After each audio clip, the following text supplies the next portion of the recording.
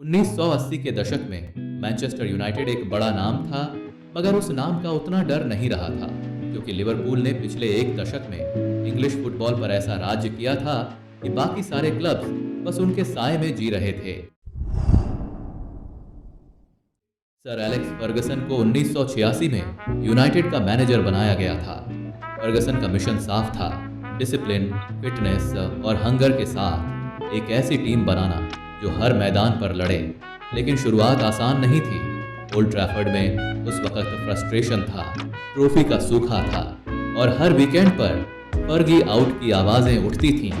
खासकर 1989 में जब टीम लीग में नीचे के हिस्से में फंस गई थी। लेकिन फर्गसन डटे रहे। उन्होंने इस दौरान कुछ अहम साइनिंग की।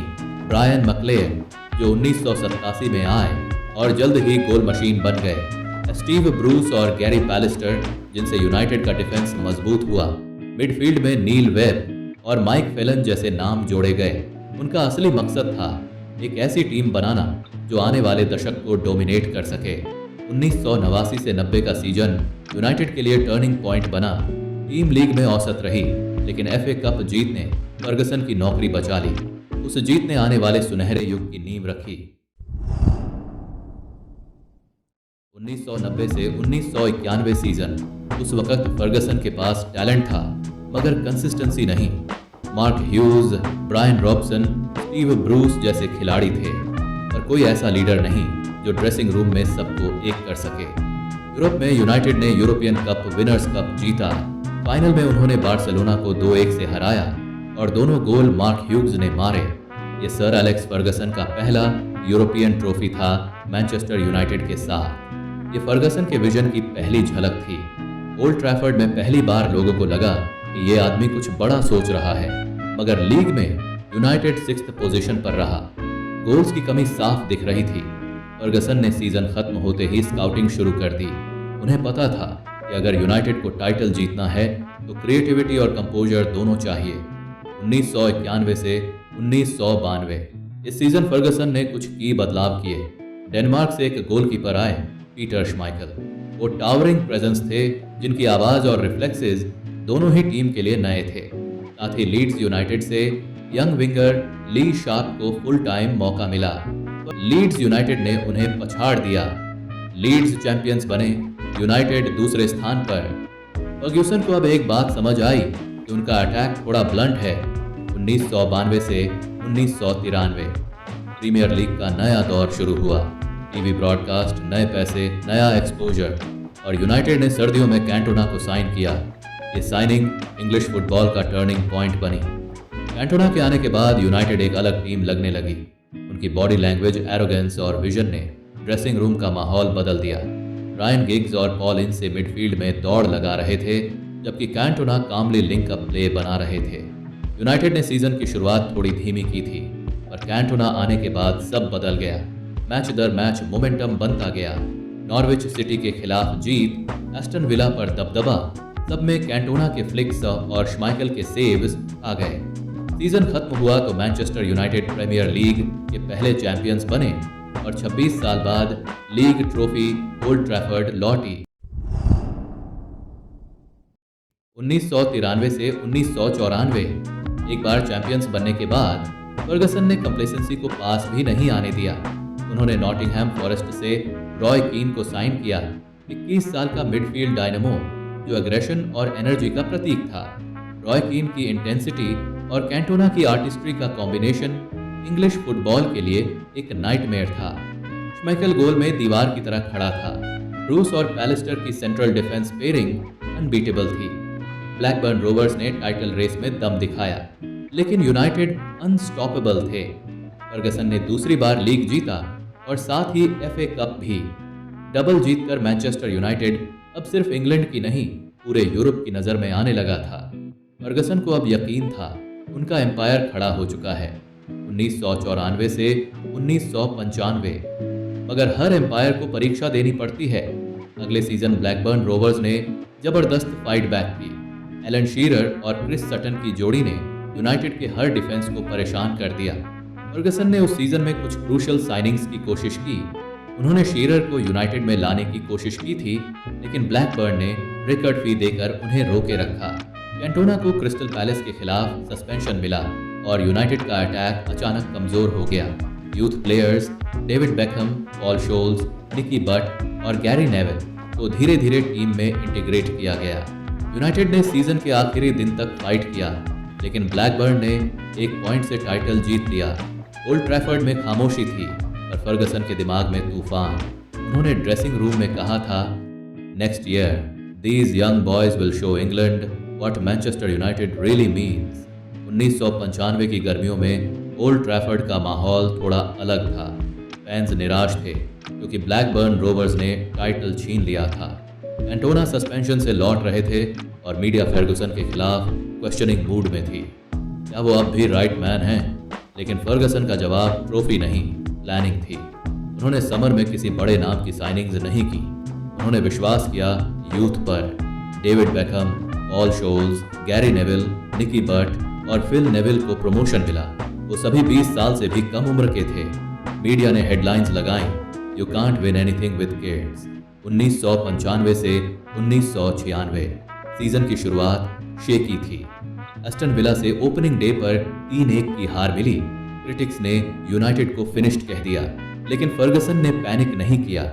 उन्होंने ड्रेसिंग रूम में सबको बोला, मिस्टेक्स से सीखो, हम यंगस्टर्स नहीं फाइटर्स हैं। धीरे धीरे टीम रिदम में आने लगी। बेकहम ने हाफवे लाइन से विंबलडन के खिलाफ वर्ल्ड क्लास गोल मारा। स्कोल्स मिडफील्ड से गोल्स दे रहा था। रॉय कीन एनर्जी बनकर टीम का हार्ट बीट था। कैंटोना सस्पेंशन से लौटे और लीडरशिप का चेहरा बन गए। न्यूकासल यूनाइटेड के खिलाफ टाइटल रेस इंटेंस थी। केविन कीगन का न्यूकासल अटैकिंग फुटबॉल खेल रहा था, पर फर्गसन का यूनाइटेड रिलेंटलेस था। मार्च आते आते यूनाइटेड ने मोमेंटम पकड़ लिया। हर हफ्ते एक नई जीत, हर मैच में वो हंगर जो फर्गसन ने इंजेक्ट की थी। सीजन खत्म होते होते मैनचेस्टर यूनाइटेड ने डबल जीत लिया, प्रीमियर लीग और FA कप। ओल्ड ट्रैफर्ड ने एक बार फिर देखा कि किड्स कैसे चैंपियंस बनते हैं। 1996 से 1997 यूनाइटेड अब 2 बार के प्रीमियर लीग चैंपियंस थे, लेकिन फर्ग्यूसन जानते थे डोमिनेंस सस्टेन करना सबसे मुश्किल काम होता है। उन्होंने अटैक में डेप्थ बढ़ाने के लिए कुछ छोटे बदलाव किए और उसी साल सबसे बड़ा झटका लगा। एरिक कैंटोना ने रिटायरमेंट ले ली। फर्गसन के लिए कैंटोना सिर्फ एक खिलाड़ी नहीं था, वो उनकी फिलॉसफी का आइकॉन था। ड्रेसिंग रूम में वो सबको डायरेक्शन देता था। अब वो वैक्यूम भरना आसान नहीं था। फर्गसन ने एक्सपीरियंस के लिए टेडी शेरिंघम को साइन किया। वो क्लासी फिनिशर थे, टॉटनहम के लिए काफ़ी कंसिस्टेंट रहे थे। सीजन के दौरान यूनाइटेड ने टाइटल रेस में फिर कमांड किया।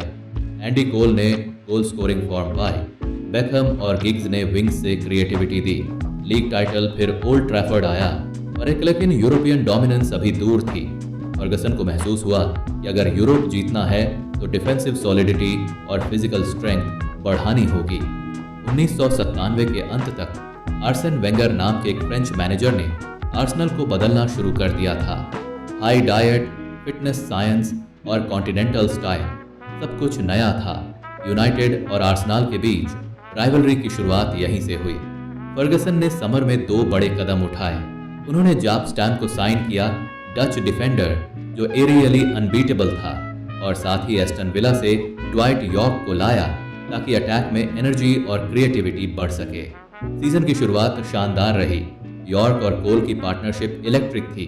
केमिस्ट्री इतनी नेचुरल कि फैंस ने उन्हें सोलमेट्स कहा। बेकहम सेट पीसेस से गोल्स बना रहे थे, कीन मिडफील्ड में लीडरशिप दिखा रहे थे, लेकिन आर्सेनल लगातार पीछे से प्रेस कर रहा था। वेंगर की टीम में पेस और डिसिप्लिन दोनों थे। सीजन के आखिरी हिस्से में रॉय कीन की इंजरी से यूनाइटेड कमजोर पड़ गया। आर्सेनल ने डबल लीग और FA कप जीत लिया। फर्गसन गुस्से में नहीं थे बल्कि फोकस्ड थे। उन्होंने कहा था, वेज ने बार को बढ़ा दिया है, now will raise it higher. उन्होंने अगले सीजन की तैयारी उसी रात शुरू कर दी थी। 1998 से 1999 सीजन की शुरुआत बहुत सी चर्चाओं से हुई। फर्गसन ने प्री सीजन में एक नया फॉर्मूला तय किया, स्क्वाड रोटेशन।